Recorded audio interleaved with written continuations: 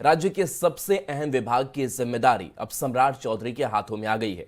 नई सरकार में बीजेपी के 14 मंत्रियों को 20 विभाग मिले हैं, जबकि जेडीयू को 21 विभाग मिले हैं। मैं नीतीश कुमार सत्यनिष्ठा से प्रतिज्ञान करता हूं।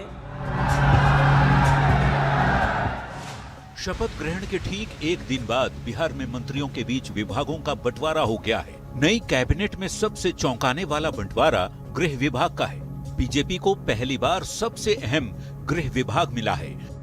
सीएम नीतीश कुमार ने इस बार गृह मंत्रालय छोड़ दिया है। नई कैबिनेट में सम्राट चौधरी गृह विभाग की जिम्मेदारी संभालेंगे। सम्राट के हाथों अब बिहार में कानून व्यवस्था और सुरक्षा की कमान होगी। सीएम नीतीश ने 20 साल से गृह विभाग अपने पास रखा था, लेकिन अब नीतीश ने इसे सम्राट चौधरी के हाथों सौंप दिया। नई सरकार में बीजेपी को 20 विभाग मिले हैं। सम्राट चौधरी डिप्टी सीएम गृह विभाग, विजय सिन्हा डिप्टी सीएम राजस्व एवं भूमि सुधार, खान एवं भूतत्व, मंगल पांडे स्वास्थ्य विभाग और विधि विभाग, दिलीप जायसवाल उद्योग विभाग, नितिन नवीन पथ निर्माण, नगर विकास एवं आवास, रामकृपाल यादव कृषि विभाग, संजय टाइगर श्रम संसाधन विभाग, अरुण शंकर प्रसाद पर्यटन विभाग, कला संस्कृति एवं युवा, सुरेंद्र मेहता पशु एवं मत्स्य संसाधन, नारायण प्रसाद आपदा प्रबंधन विभाग, रमा निषाद पिछड़ा अति पिछड़ा कल्याण विभाग, लखेंद्र पासवान SC/ST कल्याण, श्रेयसी सिंह खेल विभाग, सूचना प्रावैधिकी, प्रमोद चंद्रवंशी सहकारिता विभाग, पर्यावरण वन एवं जलवायु। नई कैबिनेट में जेडीयू को भी 21 विभाग मिले हैं। विजय चौधरी जल संसाधन भवन निर्माण विभाग, विजेंद्र यादव ऊर्जा विभाग वित्त विभाग वाणिज्य कर, श्रवण कुमार ग्रामीण विकास परिवहन विभाग, सुनील कुमार शिक्षा विभाग, अशोक चौधरी ग्रामीण कार्य, लेशी सिंह खाद्य एवं उपभोक्ता संरक्षण, मदन सहनी समाज कल्याण, मोहम्मद जमा खान अल्पसंख्यक कल्याण। नई कैबिनेट में चिराग पासवान की LJPRB को 2 विभाग मिले। संजय कुमार पासवान गन्ना उद्योग विभाग के मंत्री बनाए गए। संजय कुमार सिंह लोक स्वास्थ्य अभियंत्रण विभाग के मंत्री बनाए गए हैं। हमसे संतोष सुमन को लघु जल संसाधन विभाग की कमान मिली है। RLM से दीपक प्रकाश को पंचायती राज विभाग का जिम्मा मिला है। बिहार की नई कैबिनेट में मंत्रियों के बीच विभागों के बंटवारे में वरिष्ठ मंत्रियों के अनुभव और सोशल इंजीनियरिंग को ध्यान में रखा गया है। कई विभाग पुराने चेहरों के पास ही रखे गए तो कई नए चेहरे को अहम विभाग भी मिले। इस बार नीतीश कैबिनेट में बड़ा बदलाव हुआ। 20 साल से मुख्यमंत्री ने गृह विभाग अपने पास रखा था, लेकिन इस सबसे अहम विभाग की जिम्मेदारी नीतीश ने अब सम्राट चौधरी को सौंप दी है। वहीं वित्त विभाग की जिम्मेदारी विजेंद्र यादव को मिली है। वित्त विभाग पहले बीजेपी के पास रहता था। नीतीश कुमार सामान्य प्रशासन सहित अन्य बचे हुए विभाग संभालेंगे। न्यूज 18 के लिए पटना से शैलेंद्र कुमार, रवि S नारायण के साथ आनंद अमृतराज की रिपोर्ट। और देखिए, नई सरकार में विभागों के बंटवारे के बाद मंत्रियों ने अपनी खुशी जाहिर की है। कृषि मंत्री बनने के बाद रामकृपाल यादव ने सीएम नीतीश कुमार से मुलाकात की।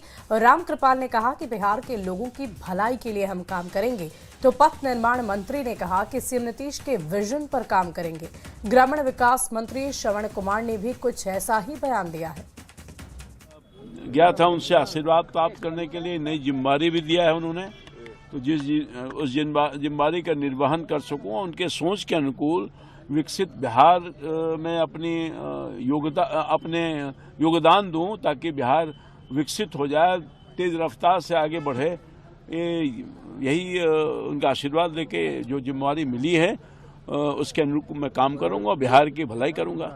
मैं मानता हूं कि बिहार में एनडीए गठबंधन पूरी तरह से माननीय मुख्यमंत्री के नेतृत्व में काम कर रहा है और गृह विभाग हो या कोई भी अन्य विभाग हो, सभी विभाग मुख्यमंत्री के निर्देशन पे ही काम करते हैं। और हम लोग का पूरा प्रयास है कि मुख्यमंत्री जी ने जो भरोसा हम लोग पे किया है, हम लोग मुख्यमंत्री जी के उस भरोसे पे कैसे कायम रहे और मुख्यमंत्री जी के जो विजन है उस विजन को लेके कैसे आगे बढ़े, इसके दिशा में हम सभी मंत्री काम करेंगे। जो जवाबदेही मिली है उसका सही ढंग से, सही तरीके से, कानून के हिसाब से, नियम के हिसाब से उसका निर्वहन किया जाएगा और आम आवाम जनता के लिए जो भी सरकार में प्रोविजन है उसके लिए धरातल पर इन योजनाओं को उतारा जाएगा। और देखिए बड़ी खबर, 25 नवंबर को नीतीश कैबिनेट की पहली बैठक होगी। सुबह 11 बजे नीतीश कैबिनेट की बैठक होनी है। सीएम नीतीश ने कैबिनेट की बैठक बुलाई है। बैठक में सभी विभागों के मंत्री मौजूद रहेंगे। मुख्यमंत्री सचिवालय की कैबिनेट सभागार में यह बैठक होगी।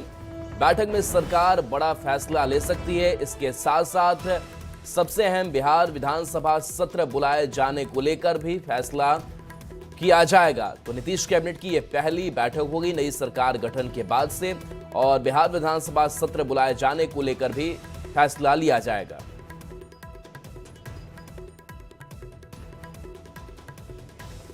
और देखिए प्रधानमंत्री मोदी दक्षिण अफ्रीका के जोहान्सबर्ग दौरे पर हैं और इस दौरे से एक बेहद खूबसूरत तस्वीर सामने आई है, जहां होटल पहुंचने पर पीएम मोदी का स्वागत भोजपुरी गाने के साथ किया गया। गंगा मैया को समर्पित ये गाना सुनकर पीएम मोदी भी गदगद हो गए।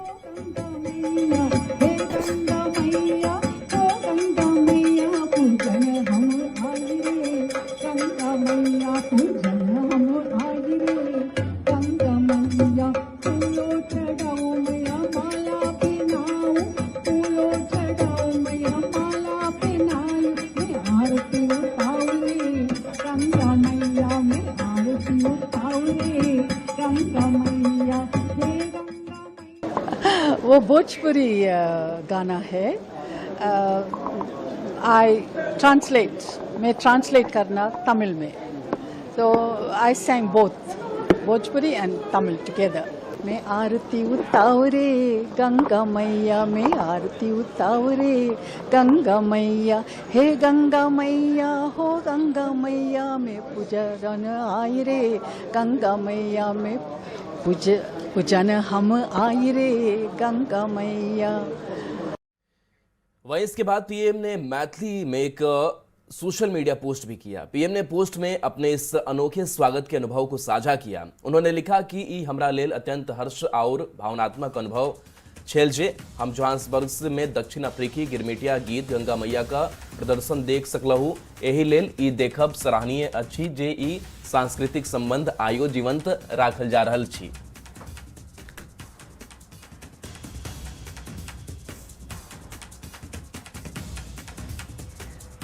वहीं इसके बाद पीएम ने एक पोस्ट भोजपुरी में भी किया। हम आपको दिखा रहे हैं। उन्होंने लिखा, हमरा खातिर ई बहुत खुशी के और भावुक अनुभव रहल कि हम जोहान्सबर्ग में दक्षिण अफ्रीका के गिरमिटिया गीत गंगा मैया के प्रस्तुति देखनी। एही से ई सांस्कृतिक नाता के आजो जीवन देखल बहुते सराहे जोगबा।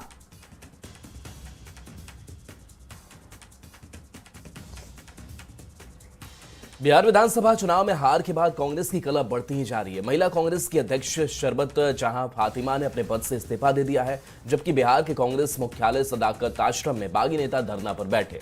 पूर्णिया सांसद पप्पू यादव के पहुंचने पर नेता और उग्र हो गए और नारेबाजी तेज कर दी। 113 वोट से हारने वाले व्यक्ति में किस आधार पे मेरे टिकट को वंचित किया गया हमसे? ये तस्वीर पटना के कांग्रेस मुख्यालय सदाकत आश्रम की है। कुछ भी नहीं है पप्पू यादव जी, ये लोग मिली भगत करके मेरा टिकट को काटा। अनुशासनहीनता के आरोप में बिहार प्रदेश कांग्रेस ने 43 नेताओं को शो कॉज नोटिस जारी किया है, जिसके खिलाफ बागी नेताओं ने कांग्रेस दफ्तर सदाकत आश्रम में धरना दिया। और जब पूर्णिया से सांसद पप्पू यादव समझाने पहुंचे तो नाराज नेताओं ने पप्पू यादव पर भी जमकर आरोप लगाए। अपनी गलतियों को छिपाने के लिए जो कांग्रेस के समर्पित कार्यकर्ता उनको नोटिस दे रहे हैं, उनको कांग्रेस में रहने का कोई अधिकार नहीं है, चाहे वो कृष्णा अल्लाबरू हो, चाहे वो राजेश राम हो, ये तीनों सचिव। मौके पर काफी देर तक हंगामा होता रहा। नाराज नेताओं ने पप्पू यादव पर भी जमकर आरोप लगाए। बाद में नाराज नेताओं के विरोध पर पप्पू यादव ने भी प्रतिक्रिया दी और कहा कि वे ऐसे लोगों का जवाब नहीं देते। हाथी चले बाजार कुत्ता भूखे आए, ऊंट बैठियो जाए तो गधा से ऊंचा होता है, आकाश पे थूक फेंकने से कुछ नहीं होता। बिहार चुनाव में करारी हार के बाद कांग्रेस का कलह अब पूरी तरह सार्वजनिक हो चुका है और धरना प्रदर्शन के साथ ही अब बात इस्तीफे तक पहुंच गई है। बिहार महिला कांग्रेस की अध्यक्ष शरबत जहां फातिमा ने अपने पद से इस्तीफा दे दिया है, क्योंकि हमें नहीं लगता है कि हमें पद पे बने रहने का कोई औचित्य है जब हम महिलाओं की लड़ाई लड़ रहे हैं और अपनी ही पार्टी के अंदर हम महिलाओं को इंसाफ नहीं दिला पा रहे हैं। कांग्रेस प्रदेश अध्यक्ष राजेश कुमार ने नाराज नेताओं को नसीहत देते हुए कहा कि किसी तरह का विरोध पार्टी फोरम पर होना चाहिए, सार्वजनिक मंच पर नहीं। बिहार में अपने पैरों पर खड़ा होने की कोशिश कर रही कांग्रेस की बिहार विधानसभा चुनाव में करारी हार हुई है। पार्टी महज 6 सीट पर सिमट गई है। इसके बाद से नेताओं के बीच वार पलटवार का आरोप जारी है। टिकट बंटवारे से लेकर टिकट बेचने तक के आरोप लगाए जा रहे हैं। न्यूज़ 18 के लिए पटना से संजय कुमार के साथ ब्यूरो रिपोर्ट। और देखिए, बिहार विधानसभा चुनाव में सबसे बड़ी पराजय के बाद आरजेडी ने ईवीएम पर ठीकरा फोड़ने के बाद अब चुनाव धांधली का भी आरोप लगा दिया है। आरजेडी ने 3 विधानसभा सीटों पर बैलेट पेपर के आंकड़े जारी किए हैं और साजिशन ये कहा है कि बैलेट पेपर रिजेक्ट करने का आरोप भी लगा दिया है। आरजेडी के आरोपों पर सियासत अब सुलग गई है। बिहार विधानसभा चुनाव में आरजेडी को करारी पराजय मिली। आरजेडी को ऐसी हार मिली है जिसने पार्टी ने सपने में भी नहीं सोचा था। चुनावी नतीजों से निराश आरजेडी अब हार का ठीकरा ईवीएम और निर्वाचन आयोग पर फोड़ रहा है। आरजेडी ने एक बार फिर चुनाव में धांधली का आरोप लगाया है। पार्टी का दावा है कि कुछ विधानसभा सीटों पर पोस्टल बैलेट जानबूझकर रद्द कर दिए गए, जिससे महागठबंधन के उम्मीदवार हार गए। आरजेडी ने एक्स पर पोस्ट कर 3 विधानसभा सीटों पर बैलेट पेपर के आंकड़े जारी किए। आरजेडी ने नबीनगर, अगियाओं और संदेश विधानसभा में विपक्ष को हराने की साजिश के तहत बैलेट पेपर रिजेक्ट करने का आरोप लगाया है। देखिए, बिहार में चुनाव में जो परिणाम आए हैं उसमें किस तरह का खेल हुए यह स्पष्ट रूप से सामने आ गया। इस तरह से बिहार में जो चुनाव परिणाम आए हैं यह स्पष्ट करता है कि कहीं न कहीं चुनाव आयोग के माध्यम से खेल किए गए हैं। विधानसभा चुनाव में आरजेडी के धांधली के आरोपों पर सियासत सुलग गई है। दिलीप जायसवाल ने आरजेडी पर करारा पलटवार किया है। दिलीप जायसवाल ने उन सीटों का आंकड़ा बताया जहां एनडीए नजदीकी मुकाबले में हार गया, तो जेडीयू ने कहा इन आरोपों का कोई मतलब नहीं कि इन लोगों को मोतियाबिंद का रोग हो गया है। 3 सीट का बोलने के पहले उनको ये बोलना चाहिए कि भारतीय जनता पार्टी रामगढ़ सीट मात्र 30 वोट से हार गई।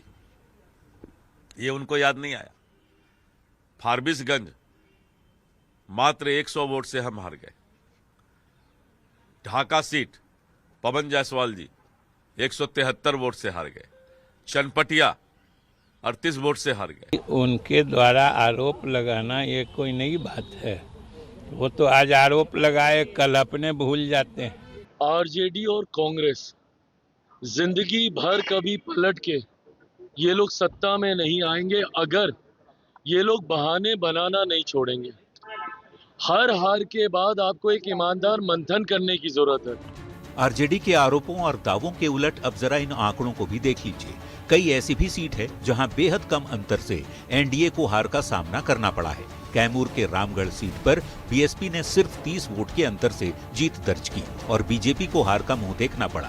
पूर्वी चंपारण की ढाका सीट पर भी बीजेपी को सिर्फ 178 वोट के अंतर से हार का मुंह देखना पड़ा। ये सीट आरजेडी के खाते में चली गई। अररिया की फारबिसगंज सीट पर भी सिर्फ 221 वोट के अंतर से बीजेपी के उम्मीदवार हार गए। यहाँ कांग्रेस की जीत हुई। चनपटिया सीट पर 602 वोट के अंतर से कांग्रेस के हाथों बीजेपी हार गई, तो जहानाबाद में 793 वोट के अंतर से फैसला हुआ और यहां भी जेडीयू की हार हुई। ये सीट आरजेडी के खाते में चली गई। यानी विधानसभा चुनाव में कई ऐसी सीटें रहीं जहां नजदीकी मुकाबले में महागठबंधन और एनडीए को पराजय का सामना करना पड़ा। निर्वाचन आयोग पहले भी इस तरह के आरोपों को खारिज कर चुका है, लेकिन आरजेडी लगातार ईवीएम और निर्वाचन आयोग पर सवाल उठा रहा है। बड़ा सवाल है कि क्या आरजेडी अपने कार्यकर्ताओं में हार के गुस्से और गम को कम करने की कोशिश कर रहा है। न्यूज़ 18 के लिए पटना से शैलेंद्र कुमार की रिपोर्ट। बक्सर से आरजेडी सांसद सुधाकर सिंह ने बिहार चुनाव में धांधली का आरोप लगाया है। सुधाकर सिंह ने कहा कि बिहार में हमारे लाखों वोटर्स का नाम काट दिया गया और बाहर से वोटर को लाकर चुनाव जीता गया। इसके खिलाफ हम लोग कोर्ट भी जाएंगे और संसद में मुख्य निर्वाचन आयुक्त के खिलाफ महाभियोग भी लाएंगे। हमारे 72 लाख मतदाताओं का नाम काट दिया, दूसरे राज्यों से मतदाताओं को दिल्ली से लेके बॉम्बे से ले आकर के बिहार में मतदाता सूची में नाम डालकर चुनाव को प्रभावित करने का साक्ष्य हमारे पास सैकड़ों की तादाद में है, जिसको हम लोग कोर्ट भी ले जाएंगे और हम लोग पार्लियामेंट में भी मुख्य निर्वाचन आयुक्त के खिलाफ महाभियोग प्रस्ताव भी लाएंगे। और देखिए, जाले से विधायक जीवेश मिश्र इस बार मंत्रिमंडल में शामिल नहीं किए गए, लेकिन इन्होंने इससे लेकर सकारात्मक रुख अपना दिखाया। उन्होंने कहा कि पार्टी के अंदर जो भी जिम्मेदारी दी जाती है वो पूरी सोच समझ के बाद तय होती है। जीवेश मिश्रा ने नए मंत्रिमंडल विस्तार को बहुत शानदार बताया। उन्होंने कहा कि नीतीश कुमार के नेतृत्व में सरकार ने जो संकल्प लिए उन्हें किसी भी सूरत में पूरा किया जाएगा। नहीं मिला है, हमको क्या मिलेगा आपको कैसे मालूम है?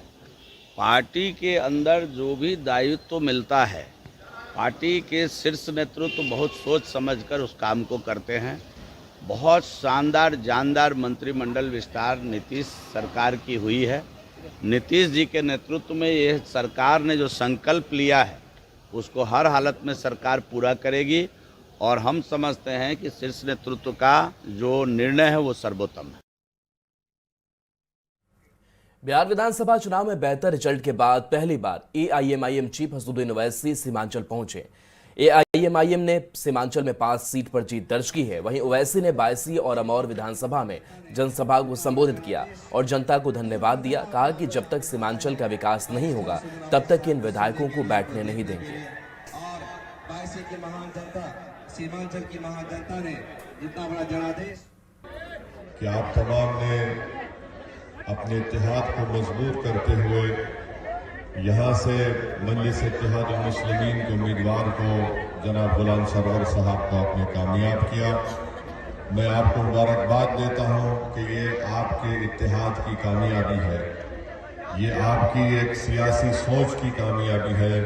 वैसे से गुलाम सरवर साहब की कामयाबी इंशाअल्लाह एक नए बाप का यहाँ पर आगाज होगा कि हम उस वक्त तक न चैन से बैठेंगे न उस वक्त तक किसी को पटना में चैन से बैठने देंगे जब तक सीमांचल की आवाम के चेहरों